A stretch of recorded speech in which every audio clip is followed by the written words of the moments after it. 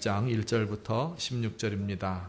신약성경 맨 처음 책 마태복음 20장입니다.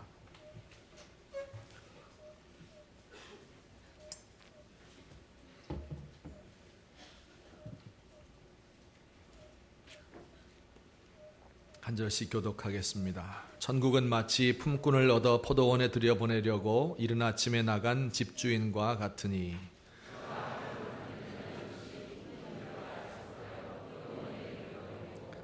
또 제3시에 나가보니 장터에 놀고 섰는 사람들이 또 있는지라.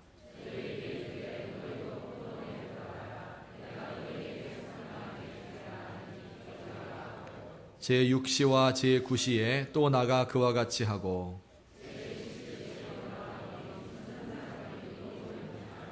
가로되 너희는 어찌하여 종일토록 놀고 여기 섰느뇨. 가로되 우리를 품꾼으로 쓰는 이가 없음이니이다.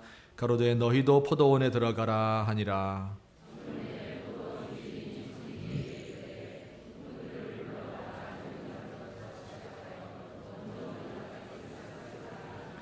제11시에 온 자들이 와서 한 데나리온씩을 받거늘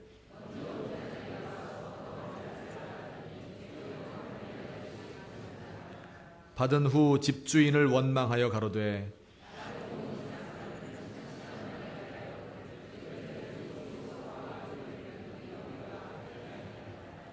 주인이 그 중에 한 사람에게 대답하여 가로되 친구여 내가 네게 잘못한 것이 없노라.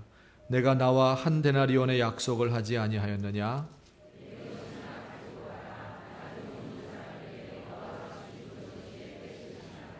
내 것을 가지고 내 뜻대로 할 것이 아니냐? 내가 선함으로 내가 악하게 보느냐?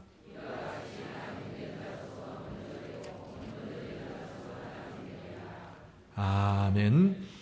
오늘 마태복음 20장 말씀에는 우리가 조금 해석하기 힘든 이러한 본문이 기록되어 있습니다. 제가 간단히 그 내용을 우선 설명드리겠습니다. 큰 포도원을 가진 농장주 한 사람이 있었습니다. 포도원에서 일할 일용직 노동자를 구하기 위해서 아침 일찍 인력시장에 나갔습니다. 아침 일찍은 한 새벽 6시 정도에 나갔습니다. 하루에 한 데나리온씩 주기로 약속하고 그 중에 몇 사람을 포도원에 들여보내서 일하게 했습니다. 한 데나리온이라 하는 것은 우리 지금 돈으로 환산하면 한 5만 원에서 10만 원 정도 되는 하루 일하고 버는 그러한 분량의 돈입니다. 3시간 후 오전 9시에 나가보니까 사람이 또 있어요. 그래서 그들도 일하러 들여보냈습니다. 정오 되었을 때, 또 오후 3시가 되었을 때 또 그 시장에 나가보니 사람들이 계속 있습니다. 그 사람들을 일하러 보냈습니다. 마지막으로 오후 5시가 됐는데 6시면 이제 일이 끝나지요. 아직도 섰는 사람들이 그곳에 있었습니다. 왜 빈둥거리고 있습니까? 이렇게 이들에게 물었습니다. 우리를 아무도 일하는데 써주질 않기 때문에 우리 하루 종일 여기서 놀고 있습니다. 대답했어요. 그래서 이 사람들도 주인이 그러면 우리 포도원에 가서 일하시오 하고 그들을 들여보냈습니다. 이제 오후 6시가 되어서 하루 종일 일한 사람들을 불러 모아놓고 그리고 그들에게 임금을 주는 때가 되었습니다. 먼저 오후 5시에 와서 1시간 일한 사람에게 한 데나리온을 쥐어주었습니다. 이 모습을 보면서 앞에 온 사람들은 어떻게 생각했겠어요? 야, 우리가 좀 더 받을 수 있겠구나. 1시간 일한 사람이 한 데나리온 받으니까 우리에게 좀 더 많은 것을 주시겠지. 기대를 하고 있었는데 웬걸 이 주인은 모든 사람에게 다 한 데나리온씩 나눠주는 것이었습니다.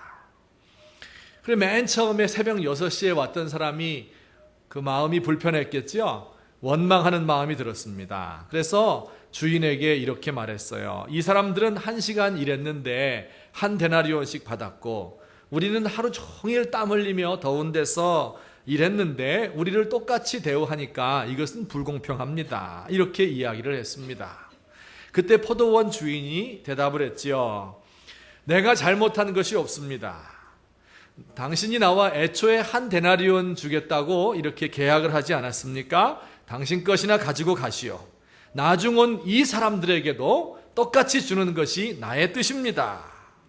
내 것을 가지고 내 뜻대로 하는데 왜 그렇게 말이 많습니까? 내가 선한 일을 행했기 때문에 당신이 나를 악하게 생각합니까? 이렇게 말하면서 그 사람을 쫓아보냈다 하는 내용이 오늘 여기에 기록되어 있습니다. 이런 질문들이 생길 겁니다. 여기 먼저 왔던 사람들의 말이 맞지 않습니까? 공평하게 대우해주고 돈을 나누어 줘야지 이 나중에 온 사람은 1시간만 일했고 종일 떼약볕에서 일한 그 노동한 사람에게 어떻게 같은 품값을 줄 수 있겠는가? 아니면 나중에 온 사람들 1시간밖에 일하지 않았으니까 12분의 1 데나리온을 주면 별로 말이 없을 텐데 그런데 이렇게 불공평하게 한 것이 아닌가 그런 생각이 들지요. 분명히 이 포도원 주인은 하나님을 상징하고 있을 텐데 그러면 하나님께서 사람들에게 이렇게 불평등하게 대한단 말입니까? 그러면 나는 열심히 일하고 그리고 예수 믿고 충성하고 이렇게 할 필요 없이 나중에 1시간만 일하고 천국 들어간 사람처럼 나중에 죽을 때쯤 가서 예수 믿고 천국 들어가도 그거 똑같이 한 데나리온씩 받는 거 아닙니까? 이렇게 하나님에 대해서 우리가 불평스러운 마음을 가질 수가 있겠습니다. 여러분, 이 비유가 우리에게 정말 가르쳐주고 있는 것이 무엇일까? 제가 그저 한마디로 먼저 결론부터 말한 뒤에 설명을 드리겠습니다. 이 비유가 우리에게 가르쳐주고 있는 것은 우리 한번 자막에 있으니 같이 읽어보겠습니다. 시작. 세상 사람들의 삶의 원리를 닮아가려는 제자들에게 하나님 나라 은혜의 원리를 가르쳐 주신 것이다. 이것이 무슨 뜻입니까? 여러분, 이 비유 뜻을 알기 위해서는요, 앞뒤에 무슨 일이 있었는지 하는 것을 조금 생각해 봐야 돼요. 앞에 19장, 마태복음 20장이 오늘 본문이고 19장이 바로 앞장이죠. 19장 27절에 보면 이렇게 돼 있어요. 베드로가 이런 질문을 예수님에게 했어요. 예수님 제자 베드로가 예수님에게 이렇게 물어보았습니다. 보소서 우리가 모든 것을 버리고 주를 쫓아싸우니 그런즉 우리가 무엇을 얻으리까? 이렇게 질문을 했습니다. 그 질문에 대한 답변으로서 오늘 20장에 나오는 이 비유를 말씀해 주신 거예요. 근데 베드로가 이런 질문할 때 그 의도가 무엇이었을까요? 베드로가 무슨 뜻으로 이런 질문을 했겠습니까? 예수님, 우리가 생각해 보니까 예수님을 따른 지 벌써 3년이 다 돼가네요. 이렇게 열심히 일했는데 저에게 무슨 상을 주시겠습니까? 제가 주님을 위해서 큰 공로를 세웠죠? 저만 해도 제 배도 버리고 그물도 버리고 직업도 버리고 아버지도 버리고 그리고 집도 버리고 다 버리고 주님을 쫓았는데 제가 얼마나 많은 것을 버렸습니까? 그래도 제일 열심히 일한 제가 아닙니까? 이 12명의 제자들보다 저에게 더 큰 상을 주시겠지요? 이런 뜻으로 이야기한 게 바로 우리가 모든 것을 버리고 주를 쫓아 싸우니 무엇을 얻으리까? 이렇게 말한 겁니다. 그 질문에 대해서 예수님의 심기가 불편하셨던 거예요. 왜 불편하셨을까요? 이런 식으로 내가 열심히 일했으니까 보상을 받아야 되겠다. 내가 공로를 세웠으니까 이런 지위를 받아야 되겠다. 이렇게 생각하는 것은 세상 사람들의 삶의 원리라는 거예요. 경쟁적으로 열심히 일해가지고 그래서 내가 무언가 공을 세우면 여기에 보상을 받고 이렇게 하는 것. 그 다음엔 보상 받은 사람은 어떻게 해요? 그렇지 못한 사람을 깔고 뭉개고 무시하는 거, 그 위에 올라가서 자기를 자랑하는 거, 이것이 세상 사람들의 삶의 원리인데 어떻게 제자들이 그걸 똑같이 닮아가려고 하고 있느냐, 이렇게 책망하고 있는 겁니다. 정말 그 당시에 그랬어요. 바리새인 지도자들은요, 율법을 자기들은 잘 지킨다 이렇게 생각하면서 율법을 잘 못 지키는 저 가난하고 천한 백성들을 무시하고 억압했습니다. 그 중에 이 힘 좀 있다고 하는 남자들은요, 여자들 알기를 또 우습게 알았습니다. 그래서 여자들 아기를 낳지 못하고 혹은 음식도 잘 못하고 혹은 결혼할 때는 얼굴 잘 멀리서 보고 해서 예쁜 줄 알았는데 막상 뚜껑 열어보니까 못생기고 이래서 그 여자를 쫓아내려고 하는 그런 사람들, 남자들 많이 있었단 말이에요. 힘이 지배하는 사회였기 때문에 그래요. 또 사두개인들 사람들은요, 성전에서 이 세속화 길을 가는 거예요. 성전을 이용해서 장사를 해먹고 그 물질을 모아서 로마 제국에 갖다 바치고 자기 권위를 계속 유지하려는 이런 사람들. 재판관들은 뇌물을 받고 불의한 재판을 행하고 가난한 사람들에게는 대꾸도 하지 않는 이런 사람들이 횡행하고 있는 그런 세상이에요. 예수님께서 제자들을 왜 불렀겠습니까? 너희들은 그렇게 살지 말아라. 너희들은 그 세상의 삶의 원리를 본받지 말아라. 너희들은 하나님의 은혜의 원리를 따라서 살아라. 그렇게 해서 제자들을 부른 건데 그 제자들조차도 세상 삶의 원리를 따라가는 모습을 볼 수가 있습니다. 예수님께 안수받기 위해 아이들을 데리고 오니까 어린 아이들은 저리 가라 하면서 그들을 물리쳤습니다. 헌금도 못 내는데 뭐하러 여기 찾아왔느냐 물리쳤어요. 맹인들이 우리를 도와주세요 외치니까 예수님 말씀 전하는데 너희들 꺼져라 이렇게 하면서 그들이 못 오도록 했습니다. 심지어는 자기들 사이에서도 분란이 일어나서 누가 예수님의 좌우편에 앉을 수 있을까? 누가 더 큰 공을 세웠는가? 이걸 생각하고 있었던 거지요. 그래서 그 논쟁 끝에 나온 것이 베드로의 이 질문이에요.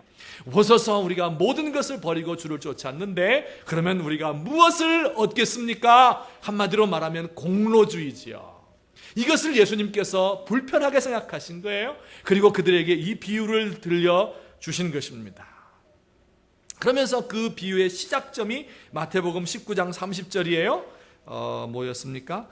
그러나 먼저 된 자로서 나중되고 나중된 자로서 먼저 될 자가 많다. 그 나중된 자에 관한 이야기를 비유해서 설명하고 있는 겁니다. 또 그 비유의 결론이 20장 16절이지요. 이와 같이 나중된 자로서 먼저 되고 먼저 된 자로서 나중되리라. 먼저 되는 것, 나중되는 것, 그 의미를 예수님이 설명하시는 것이 바로 1절부터 16절까지에 있는 이 비유의 말씀인 것입니다. 그 비유를 통해서 하나님 나라 은혜의 원리가 무엇인가, 세상의 삶의 원리가 아니라 하나님 나라 은혜의 원리가 무엇인가를 가르쳐 주십니다. 여러분 언뜻 보기에는요, 이 먼저 온 일꾼들의 말이 맞습니다. 자기들은 12시간 일했는데 똑같은 돈을 주고 1시간 일한 사람과 차별이 없어요. 그것에 대해서 불평하는 것 상당히 일리가 있는 얘기예요. 그런데 이들이 알지 못했던 것은 그보다 더 근원적인 걸로 들어가 보자. 이 포도원 주인은 물론 예수님을 가리키지요. 인력시장에 새벽같이 나가서 사람들을 데리고 오려는 그 일꾼을 모으는 사람은 바로 예수님을 가리킵니다. 생각해 보세요. 원래부터 그 주인이 새벽에 나가서 그 일꾼들을 불러주지 않았으면 어떻게 됐을까요? 그 사람들도 할 일이 없는 거예요. 그래서 하루 종일 놀 수밖에 없는 겁니다. 그 사람들도 한 데나리온을 못 가지고 집에 돌아가서 자기 식구들을 굶길 수밖에 없는 겁니다. 주인이 이 사람들을 그 인력시장에 가서 부른 것은 그 주인의 뜻에 따라서 그 주인이 은혜로 그렇게 한 것입니다. 일 잘할 것 같은 사람, 튼튼한 사람, 이런 사람 부른 것이 아니라 은혜에 의해서 그 사람들을 부르신 것입니다. 그러니까 좀 더 깊이 생각을 해보면 내가 잘해서 내 공로로 무엇을 이루었다 이렇게 말하면 안 된다는 것을 우리 예수님께서 가르쳐주고 계시는 것입니다. 우리 하나님은요, 우리에게 최초의 은혜를 베푸셨어요. 우리를 창조하신 것도 은혜시고 더 큰 은혜는 뭡니까? 우리가 지옥 갈 그런 운명에 놓여 있었는데 우리를 사랑해서 자기의 아들을 죽여서 우리를 구원하신 것, 가장 큰 은혜인 것입니다. 그 큰 은혜를 받은 사람, 이 사람들은요, 내 공로를 내세울 수가 없는 거예요. 내가 이런 일을 했으니까 상 받겠습니까? 내가 이런 일 잘했으니까 칭찬 받아야 되지 않겠습니까? 이런 식으로 말하는 것을 우리 주님이 탐탁지 않게 생각하시는 겁니다. 모든 사람들은 이렇게 말해야 돼요. 나는 무익한 종입니다. 나의 한 일이 무엇이 있겠습니까? 해야 될 일을 한 것뿐입니다. 이렇게 고백하는 것이 하나님 앞에서 은혜를 아는 사람입니다. 우리 사랑하는 성도들이시여, 우리가 하나님의 은혜로 구원받은 것을 믿습니까?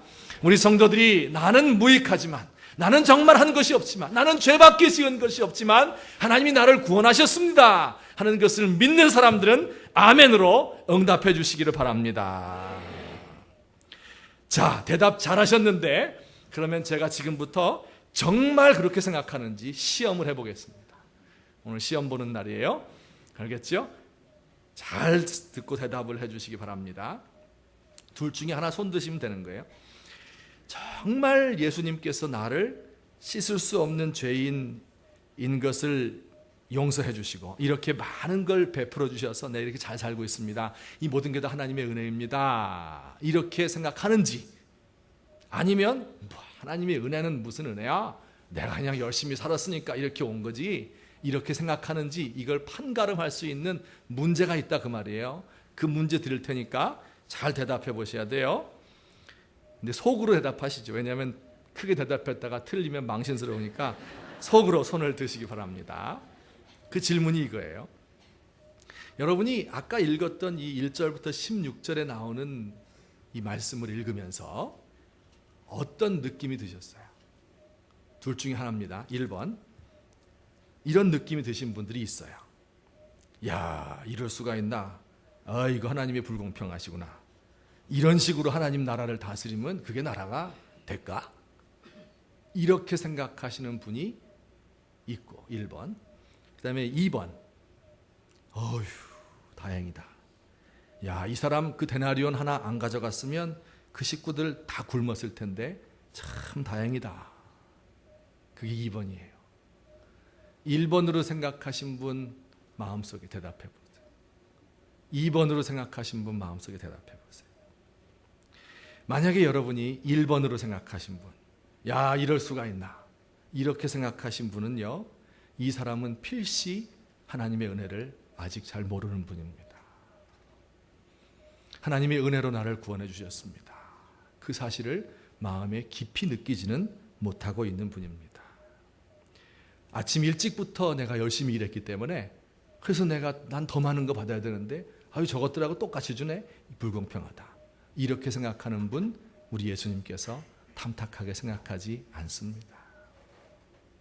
그런데 여러분 중에서 어떤 분들은 연세가 많아요. 아이고, 이제 인생 다 살고 60이 되었는데 이제는 60 넘어서 하나님 나라 갈 때 다 돼서 예수 믿었네, 안 믿었으면 큰일 날 뻔했다. 휴, 다행이다. 한번 따라서 합시다. 휴, 다행이다. 이게 은혜 받은 사람의 입에서 항상 나오는 말씀이에요. 휴, 다행이다. 야, 별로 할 일도 없이 인생 다 허송세월했는데 이제야 눈이 떠서 믿음이 뭔지 알겠네. 휴, 다행이다. 내가 죄를 많이 지었는데 이 공동체 교회에 나와서 앉아있을 수 있는 이 자체가 정말 감사하네. 다행이다. 하나님이 사람의 마음을 안 보이게 만들어놨으니까 망정이지, 이거 보이게 만들어놨으면 여기 난 못 앉아있을 텐데, 야, 이거 어제도 죄 짓고 지난주에도 큰 죄 한 번 지었는데, 이거 사람들이 알았으면 난 설교 못하는데, 이거 다행히 안 보였길래 망정이지. 휴, 다행이다. 저 이렇게 생각하고 여기에 서 있습니다. 정말 다행이에요. 큰일 날 뻔했어요. 근데 어떤 분들은요, 한번 따라서 합시다. 이럴 수가 있나. 이거 입에 달고 있는 분들은요, 이게 은혜 모르는 분이에요. 이렇게 열심히 일하는데 왜 안 알아주나? 이럴 수 있나. 저 사람만 사랑받고 인정받고, 나 예수 믿은 지 20년 30년 됐는데 이제 갓 나왔는데 목사님이 저 사람만 사랑하고 나는 안 사랑해? 이럴 수가 있나. 이거 있잖아요. 그죠? 이게 은혜를 모르는 거예요. 저 사람은 뭐 별로 한 것 같지도 않은데 저렇게 축복받으며 사는가? 이럴 수가 있나. 나는 처음부터 이렇게 좋은 사람인데 저 집구석은 저 모양인데 어째 저렇게 잘 되는가? 이럴 수가 있나. 이렇게 생각하는 분이죠. 하나님의 은혜를 잘 모르는 분입니다. 혹시 여러분 마음속에 아까 제가 질문할 때 1번으로 대답했던 분이 있잖아요. 그런 분들은요, 집에 가서 곰곰이 생각해 보셔야 돼요. 기도 많이 하셔야 돼요. 묵상 많이 하셔야 돼요. 하나님, 저에게 은혜가 없군요. 이렇게 생각하시면 틀림이 없습니다. 이 비유를 읽으면서 전혀 이상한 느낌이 안 들고, 휴, 다행이다. 하나님 정말 감사합니다. 내가 11시에 온 사람, 오후 5시에 온 사람인데 나 이 데나리온 안 받았으면 나 죽을 뻔했는데, 우리 주님 상에서 떨어지는 부스러기라도 먹었으면 좋겠는데, 이런 마음을 가지고 있는 은혜 받으신 사람 되시기를 우리 주님의 이름으로 축원합니다. 하나님의 말씀에 따라서 이 은혜를 많이 하시고 체험하시고 그 은혜 가운데 살아가시는 저와 여러분 되시기를 예수님의 이름으로 축원합니다. 우리 그런 의미에서 우리 주보에 나와 있는 찬양을 한번 불러보았으면 좋겠습니다. 나를 지으신 분이 하나님이십니다. 나를 부르신 분도 하나님이십니다. 나를 보내신 분도 하나님, 나의 나 된 것은 하나님의 은혜입니다. 나의 달려갈 길 다가도록, 나의 이 마지막 호흡 다가도록 그 십자가를 품게 하십니다. 나의 나 된 것은 하나님의 은혜입니다. 나를 지으신 이가 하나님, 나를 부르신 이가 하나님, 나를 보내신 이도 하나님, 나의 나 된 것은 다 하나님 은혜라. 나의 달려갈 길 다가도록, 나의 마지막 호흡 다하도록, 나로 그 십자가 품게 하시니, 나의 나 된 것은 다 하나님 은혜라. 한량없는 은혜, 갚을 길 없는 은혜, 내 삶을 애워싸는 하나님의 은혜,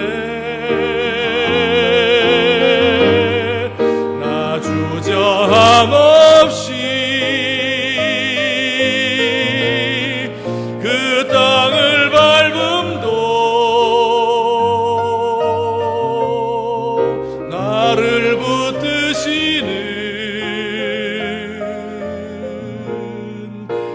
하나님의 은혜, 한량없는 은혜입니다. 한량없는 은혜, 갚을 길 없는 은혜, 내 삶을 애워싸는 하나님의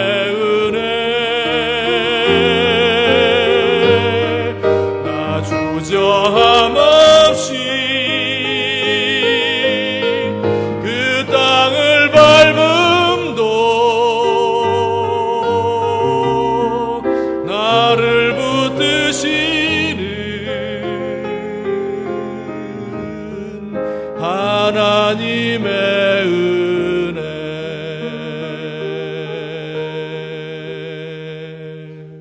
아멘. 이 하나님의 은혜 가운데 젖어서 살아가시는 우리가 되었으면 좋겠습니다. 축도하고 끝날까요? 우리 한두 가지만 더 살펴보겠습니다. 이 말씀이 우리에게 실제적으로 어떻게 적용될 수 있을 것인가 하는 걸 살펴보기를 원합니다. 하나님께서 그 하나님의 은혜를 아는 제자들, 저와 여러분에게 무엇을 요구하시는가, 어떤 생각, 어떤 행동을 요구하시는가 하는 것을 우리가 한 두 가지로 나누어서 살펴보겠습니다. 첫 번째로 사회적 의미가 있어요. 이게 무슨 적적 나오면 아주 어려워져요, 문제가. 근데 그렇게 어려운 거 아닙니다. 우리 한번 따라서 같이 읽겠습니다. 시작. 뒤처진 사람 꼴찌까지 은혜로 보살펴야 한다. 아멘. 여기 우리 주인께서 이렇게 말했어요. 그 불평하는 사람들에게 내 것이나 가지고 가라. 나중 온 이 사람에게 너와 같이 주는 것이 내 뜻이다. 그렇게 얘기했어요. 이게 하나님의 은혜라는 거예요. 그 부족한 사람, 나중된 사람, 그에게까지도 주는 것이 하나님의 은혜이다.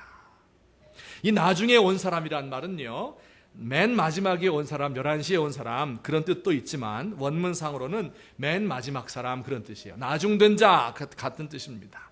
가장 끝에 있는 사람, 바로 우리말로 글자 그대로 번역하면 꼴찌라는 말이 딱 맞습니다. 꼴찌까지도 보살펴 주어야 하며 그를 무시하면 안 된다. 은혜를 아는 사람은 그렇게 산다 하는 것을 우리 주님이 지금 가르쳐주고 있는 겁니다. 여러분, 우리가 사는 세상은 어때요?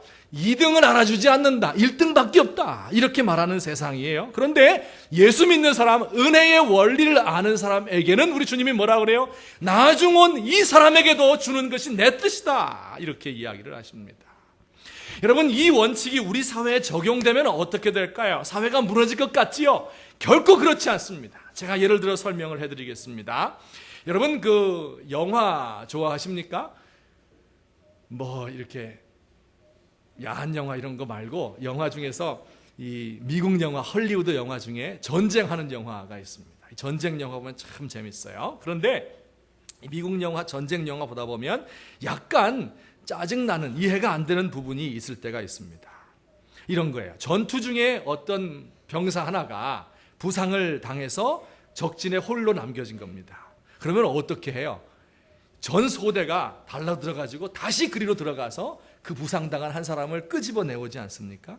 가끔은 남보가 등장을 해가지고 총 들고 칼 차고 해서 다 죽이고 빼어내지만은, 그러나 그것이 항상 이루어지는 것은 아니지요. 결국은 그 사람을 구하러 들어갔는데 잘 구하지 못하고 구하러 들어간 사람들도 총 맞고 죽는 경우가 있어요. 그때 우리가 그걸 보면서 아이고 저거 왜 들어가서 저렇게 하느냐, 이렇게 하면서 그것을 안타까워합니다. 그런데 미국 군인들에게는요, 이런 철칙이 있어요. 영어로 제가 한번 얘기해 볼게요. No one left behind. 그런 철칙이 있어요. No one이란 것은 이제 아무도, 그런 말이죠. 아무도 뭐만 않는다. left란 말은 남아있다, 그런 뜻이고 behind는 뒤에예요. 이걸 붙여서 말하면 아무도 뒤에 남겨두지 않는다, 그런 뜻이에요. 마지막 한 명이라도 다 살려 데리고 온다 하는 것이 이 미국 군인들의 철칙입니다. 부상당한 한 사람, 그 사람을 구하러 들어가는 겁니다. 그래서 그를 둘러엎고 나오는 거예요. 그러다가 몇 사람 죽을지라도 그래도 그 일을 하는 겁니다. 그러다가 또 실패하면 또 다른 사람이 들어가서 그들을 다 데리고 나와요. 부상당한 사람 살려서 못 데리고 오면 시체라도 가지고 나와야 되는 겁니다. 이게 바로 No one left behind라는 원칙이에요. 실제 미국 군인들이 그렇게 합니다. 1993년에 소말리아 내전이 있었는데, 그때 이제 그 소말리아의 반군 지도자들을 잡기 위해서 미군이 딱 투입이 됐어요. 그래서 헬기 중에서 제일, 이 전투기 중에서 헬기 중에서 제일 좋은 게 뭐냐면 블랙호크라고 그러는 거예요. 블랙호크, 검은 매. 이 블랙호크가 가서 이 민병대 속으로 뛰어 들어간 겁니다. 이건 뭐 천하무적의 헬리콥터였었는데, 그런데 어쩌다가 이 민병대가 쏜 박격포에 잘못 맞아가지고 이 블랙호크가 떨어지게 됐어요. 이거 영화에도 나오는데 그 영화 이름 뭐죠? 예, 좀 보시는구나. 블랙호크 다운이라는 그 영화가 있어요. 거기 보면 나오는 얘기예요. 그런데 그 조종사가 거기서 죽지 않고 살아 있었거든요. 그러니까 어떻게 해요? 조종사 한 명 구하려고 말이에요. 이 사람들이 막 벌떼처럼 개떼처럼 모여드는데 조종사가 거기서 혼자서 총질하면서 싸우고 있는 거예요. 그러니까 거기에 그냥 그 시가지에 이 사람들이 곳곳에 골목골목에 다 모여서 총질하고 있는데 그리로 탱크가 가서 그 사람을 구해내는 거예요. 나중에 하다가 몇 사람이 또 죽으니까 이번엔 더 큰 부대를 투입하는 겁니다. 나중에 블랙호크를 수십 대를 투입을 하는 거예요. 이래서 전투가 커졌습니다. 해서 결과적으로 미군 19명이 죽고 블랙호크 2대가 추락을 했습니다. 그리고 소말리아 사람은 1000명이 죽는 그 일이 발생을 하게 된 것입니다.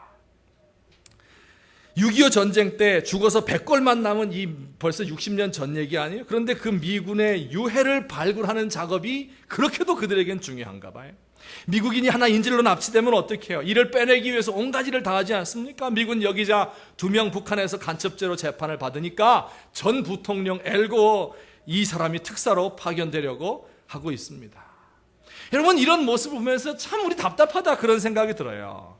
아이고, 자기 그 동료 중에 한 사람 그 얼마나 바보 같았으면, 아니 그 멍청하게 거기서 부상당하고 왜 거기 남아있어? 그 죽어도 싸다. 그 사람 하나 구하러 들어가려다가 전 소대원이 다 위험에 처하는 거 아닙니까? 참 미련한 일이고 참 비효율적인 일이에요. 이걸 다 알고 있습니다. 가면 죽을 것 같아요. 그 사람만 죽는 게 아니라 다 같이 죽을 수도 있고 다 부상당할 수도 있는데, 그럼에도 불구하고 상관들은 명령을 내리고, 그럼에도 불구하고 그 부하들은 기쁜 마음으로 그곳에 들어갑니다. 그 왜 그렇습니까? 왜 그래요? 자기도 언젠가는 어떤 전투인지는 모르지만 자기도 그곳에 적진에 홀로 남겨질 때가 있을 줄을 알기 때문에 그렇습니다.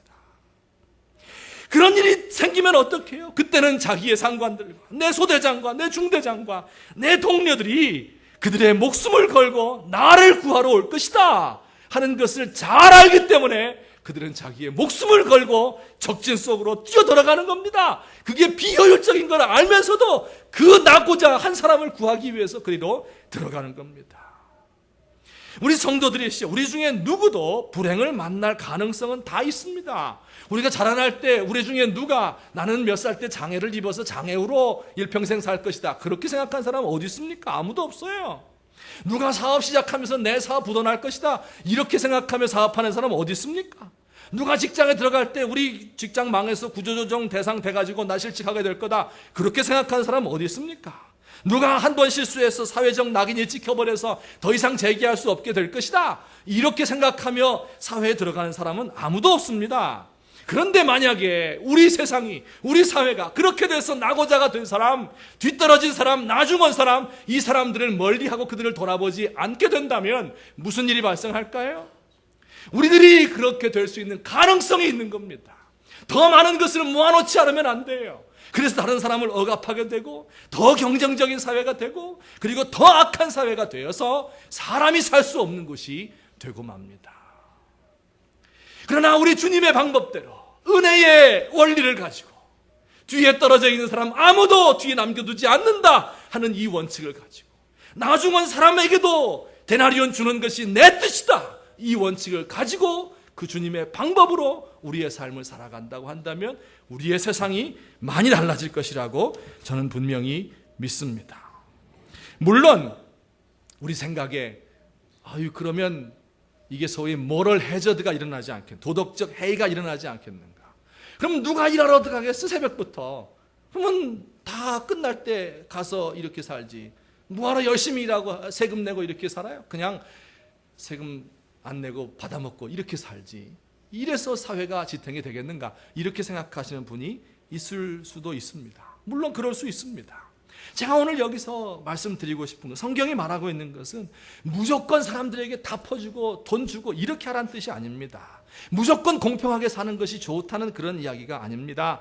단지 우리의 삶 속에, 우리의 사회를 운영하는 그 원리 가운데 공평하고 평등한 것도 중요하지만 은혜라고 하는 원리가 반드시 있어야 된다 하는 것을 성경이 가르쳐주고 있는 것입니다. 우리 가운데 경영하시는 분이 있으면 세상이 어려워지고 구조조정해야 되니까 바로 잘라버리고, 그것이 아니라는 거예요. 그런 일이 나에게도 언제든지 있을 수 있다, 내 친척, 내 가족 중에도 있을 수 있다 하는 걸 생각하면서 그들을 될 수 있는 대로 끌어안으려고 노력을 하는 것입니다. 혹시 우리 가운데 사회적으로 영향력이 있어서 정치하시는 분들이 있으면 사회 전체적인 시스템을 만들 때에 이렇게 사람들을, 낙오자들을 다 쳐버리고 그들을 죽여버리는 그런 시스템이 아니라 그들도 함께 끌어안고 갈 수 있는 그런 세상을 만들기를 위해서 노력해야 됩니다. 복지학을 공부하시는 분이 있다면 어떻게 하면 그들에게 충분히 도움을 주면서도 그들이 그 돈에 의존하여서 일하지 않고 살아가는 그런 사람을 없앨 수 있을 것인가, 이것을 생각해야 되는 것입니다. 상담학을 공부하는 사람들은 어떻게 하면 그들에게 올바른 정신을 심어주어서 그들이 비록 낙오자이지만 제대로 설 수 있고, 그리고 돈을 남에게 도움받아도 그것 때문에 자기를 타락시키는 그런 일이 없을 수 있겠는가 하는 것을 공부해야 돼요. 우리 중에 가르치는 선생님들이 있다고 하면 우리 중에 30명이 있는데 그 중에 한 명이 낙오자예요. 한글을 몰라요. 그 아이를 버려두고 갈 것인가? 이것이 성경의 원리가 아니란 말이에요.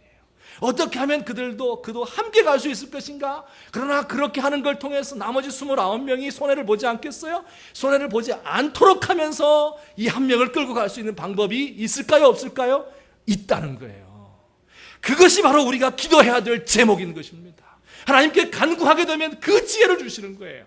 성령님께 간구하게 되면 어떻게 하면 사회를 망치지 않으면서도 사람들에게 도덕적 해이를 불러일으키지 않으면서도 낙오자들을 붙들고 갈 수 있는 그런 세상이 될 수 있을까 하는 것을 가르쳐 주시는 분이 우리 하나님이시고 우리 성령님이시다 하는 것을 믿음으로 받아들이시기를 주의 이름으로 축원합니다. 은혜의 원리가 우리를 지배하는 것입니다.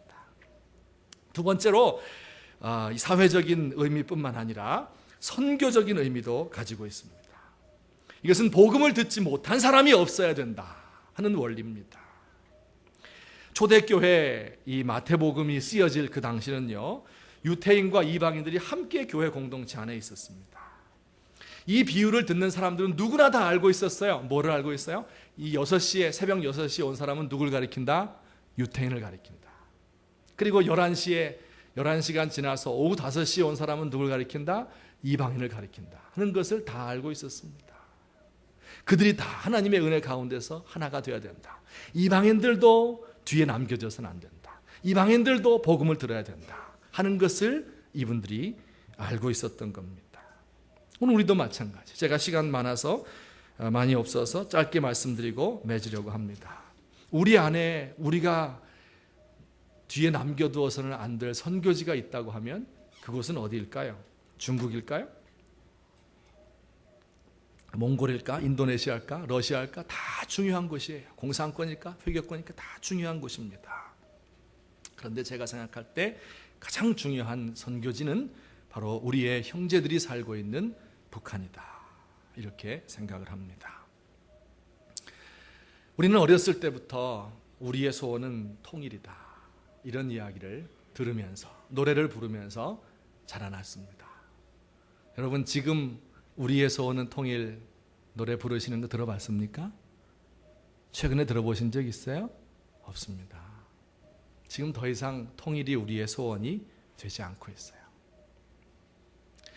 많은 사람이 통일돼야 되는 이유에 대해서 이것저것 이야기합니다. 어떤 분은 말하기를 우리가 한 민족이니까 한 민족이 하나 돼야지 이렇게 생각하고, 또 어떤 분은 인도주의적으로 이제 수십만 명 이상 가족이 있으니까 그들 만나서 살게 해야지 그런 의미에서, 또 어떤 분들은 경제적 관점에서 북한에 자원이 많고 싼 임금이 있으니까 이걸 활용을 해야지, 남한의 기술이 축적되어 있으니까, 또 인구 합치면 1억 정도 이렇게 되면 이제 대국이 될 수 있지 않겠나, 경제적으로 작업할 수 있지 않겠나, 뭐 이런 생각을 하기도 하고, 또 어떤 사람들은 냉전 체제에서 뭐 어려운 얘기예요. 민주화의 걸림돌이 되기 때문에 그래서 통일돼야 된다. 뭐 이렇게 생각하는 사람 온갖 사람이 다 있는데, 그러나 그 모든 것들이 다 과거에 그렇게 이야기를 했고 지금에 와서는 통일에 대해서 아무도 이야기하지 않는 것 같습니다.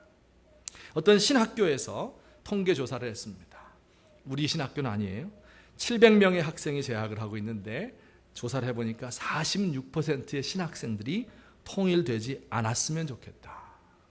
통일 비용이 만만치 않기 때문에, 통일된 후의 정치적인 불안 때문에 통일 안 되면 좋겠다. 그렇게 생각을 한다는 것입니다.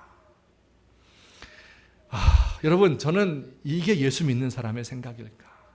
이게 진짜 은혜를 아는 사람의 이야기일까? 그런 생각하면서 너무 가슴이 아픕니다. 성경의 관점은 뭡니까? 선교적인 관점. 북한에 있는 그 무너진 교회를 재건하고 그들에게 복음을 전파하고, 그리고 그 백성들을 그 고통에서부터 건져내고 자유롭게 되어야 된다. 이것이 통일되어야 되는 가장 중요한 목적이 되는 것입니다. 북한에는 종교의 자유가 없습니다. 교회가 2곳이 있다고 하는데, 또 김일성 종합대학 안에 신학부가 있다고 하는데, 그러나 그 가운데 종교의 자유가 있다 이렇게 말하는 사람은 아무도 없습니다. 그런데 놀라운 것은요, 지금도 북한에 최소 10만 명에서 최대 20만 명 정도의 지하교인이 있다고 해요.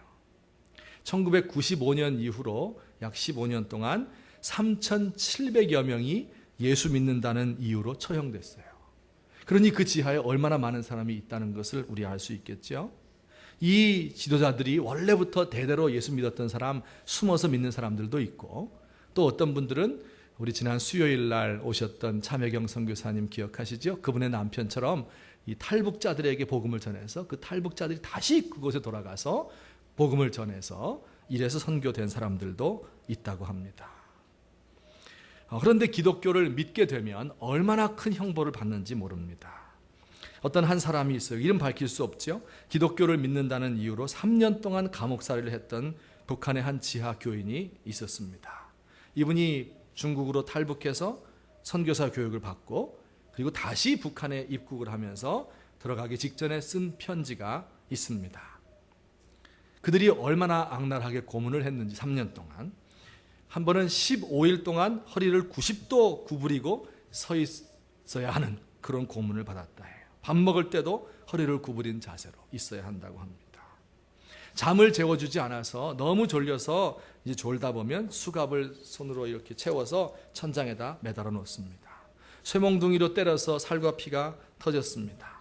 담요를 씌워놓고 같은 감방에서 생활하는 수감자들이 모두부터 때리게 해서 이빨이 다 부러졌습니다. 팔이 부러져서 3개월 동안 팔을 쓰지 못했습니다. 변소 청소를 시키는데 걸레를 사용하지 못하게 하고 맨손으로 대변통을 다 닦게 했습니다. 곡식밭에 인분을 주는 것도 그릇으로 사용하지 못하게 하고 손으로 주게 했습니다. 겨울에는 옷을 다 벗겨서 눈밭을 기게 하고 바가지에 찬물을 몸에 끼얹어서 1시간 동안 밖에 세워놓기도 했습니다. 전기 곤봉으로 때려서 정신을 잃게도 만들었습니다. 한겨울에 옷을 다 벗기고 팬티만 입혀서 콘크리트 바닥에 10일 동안 잠자도록 했습니다. 손발이 모두 얼어서 깊은 병에 걸리고 말았습니다. 한 끼에 강냉이 삶은 것 120g씩 주었는데 너무 배가 고파서 돼지먹이, 개먹이를 먹었습니다. 어떤 때는 쇠똥에 박혀있는 강냉이를 주워 먹기도 하였습니다. 그러나 이 모든 것 가운데 가장 고통스러웠던 것은 하나님이 계시다 하는 그 하늘을 바라보지 못하도록, 항상 땅을 바라보도록 하고 하나님이란 말도 못하도록 한 것, 이것이 가장 고통이었습니다. 이렇게 편지 쓴 것을 제가 읽어보았습니다. 이들이 바로 우리의 형제 자매들입니다. 우리와 함께 예수 믿고 있는 거예요. 근데 어째서 우린 이렇게 편안한 가운데서 따뜻하게 잠자고, 그리고 맛있는 음식 먹고, 그리고 즐겁게 찬송하며 하나님을 섬길 수 있을까요? 그들은 왜 그렇게 뒤떨어져서 11시에 온 사람들 마냥 그렇게 고통을 당하고 있을까요? 우리가 그들을 보면서 너희들은 은혜 받을 자격이 없다, 이렇게 말할 때 우리 예수님께서 얼마나 슬퍼하실까요? 우리 예수님께서 우리를 얼마나 안 좋게 생각하실까요? 그 안 좋게 생각하시는 마음이 오늘 본문 14절에 나와 있습니다. 이렇게 말했어요. 내 것이나 가지고 가라. 내 것이나 가지고 가라. Take yours and go away. 가지고 가라 하는 말은요, 굉장히 강한 말이에요. 그냥 좋게 돌려보내는 게 아니라 가버려라, 그런 뜻입니다. 그 낙오된 형제들에게, 그 우리의 동포들에게 대해서 불쌍한 마음 갖지 않고 통일 안 되면 좋겠다, 이런 마음 갖는 사람에게 우리 하나님이 이렇게 말하는 거예요. 내 것이나 가지고 가라. 여러분, 이거 참 무서운 말입니다. 너와 나의 교제는 이 정도가 끝이다, 그런 뜻입니다. 차라리 야, 너 그렇게 말해? 너 가지고 있는 다 내놔 임마. 이게 더 인간적인 거예요. 그죠? 이게 더 사랑한다는 뜻이에요. 그건 관계 개선의 여지가 있는 겁니다. 아유, 그럼 잘못됐어요. 그렇게 안 할 되는데, 네 것이나 가지고 가라. 먹고 떨어져라. 그게 끝이다, 이겁니다. 여러분, 오늘 이 말씀이 혹시 우리 대한민국의 교회, 저와 여러분에게 주시는 말씀이 아닌가, 그런 생각이 들어지는 겁니다. 이마만큼 은혜 받게 해주고 이마만큼 잘 살게 만들어 주었는데 이제는 다른 사람 돌아보지 않는 겁니다. 이 사회에서 연약한 사람들, 고통받는 사람들, 나는 그렇게 될 이 염려가 없다 하면서 그들과 동질감을 느끼지 못하는 겁니다. 북한에 있는 형제 자매들이 어떻게 살아가건, 그들이 예수 믿지 못하고 어떻게 죽어가건 관심을 갖지 않는 우리들의 모습을 바라보시면서 이렇게 안타깝게 우리 주님께서 말씀하고 계신 것이 아닌가 하는 이런 아픈 마음을 가졌습니다.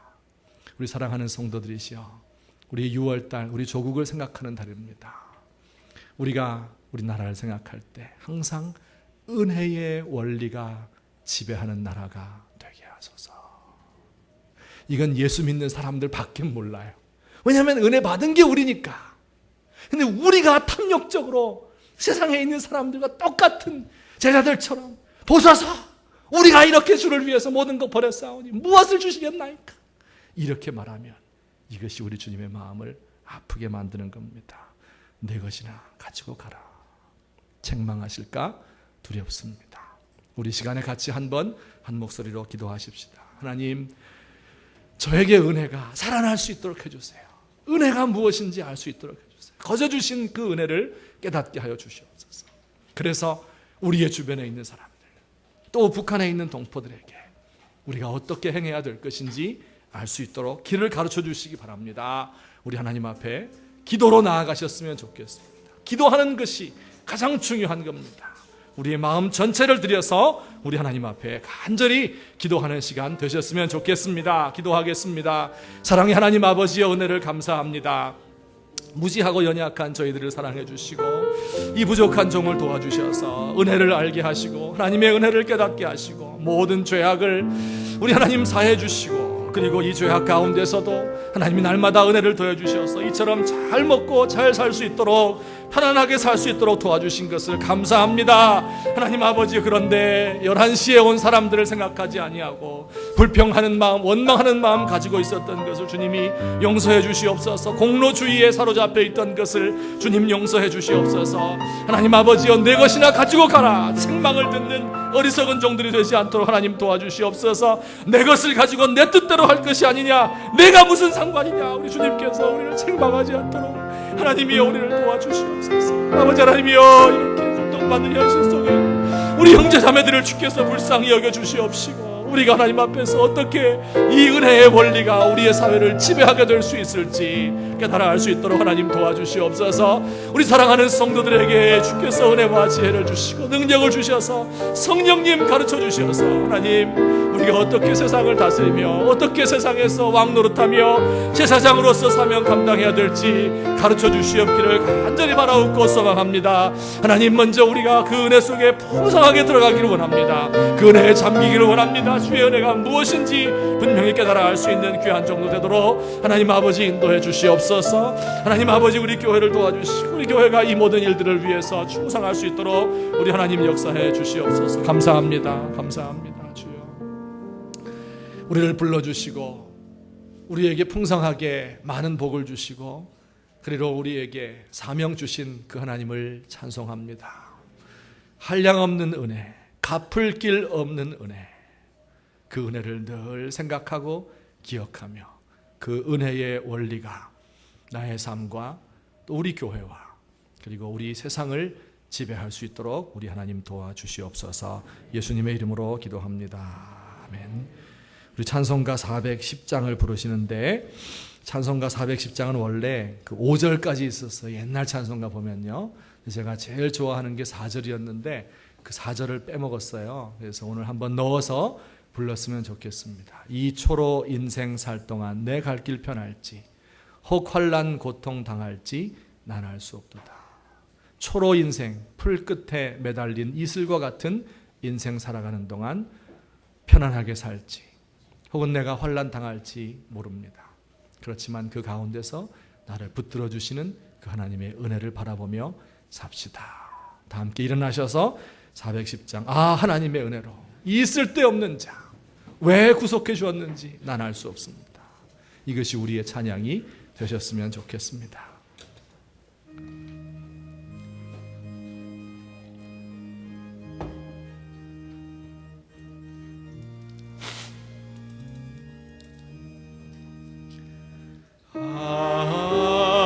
하나님의 은혜로 이 쓸데없는 자 왜 구속하여 주는지 난 알 수 없도다. 내가 믿고 또 의지하는 내 모든 형편 잘 아는 주님, 늘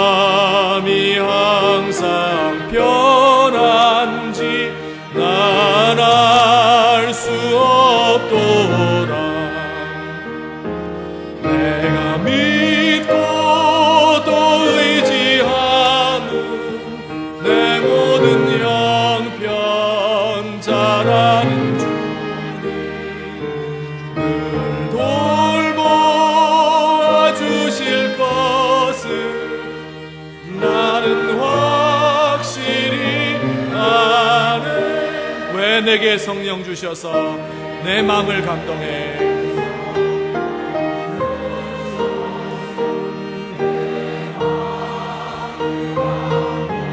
주 예수 믿게 하는지 난 알 수 없도다.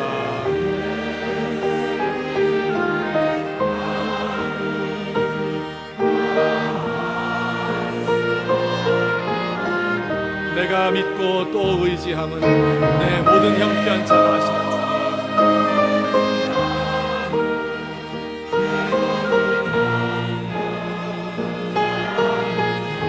늘 돌보아 주실 것을 나는 확실히 압니다.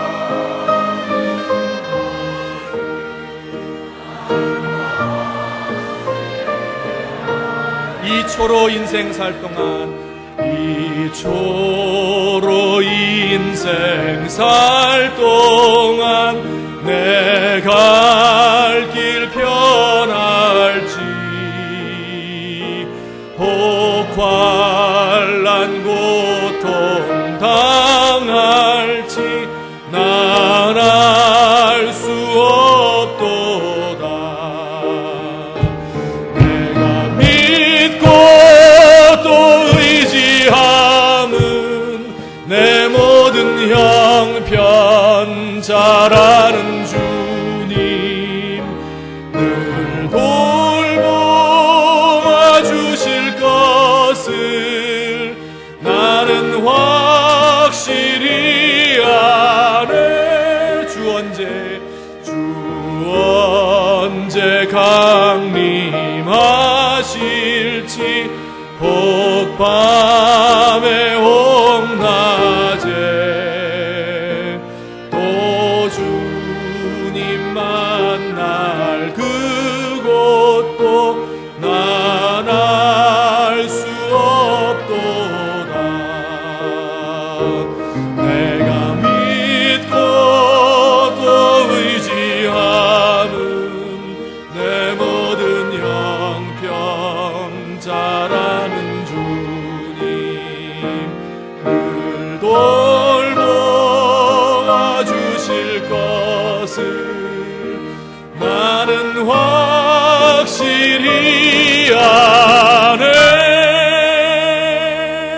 아네.